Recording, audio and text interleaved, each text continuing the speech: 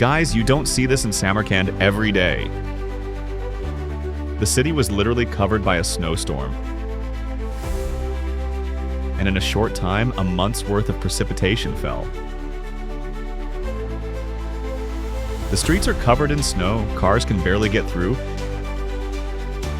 and people are wrapped in scarves and hoods, and the children are just happy.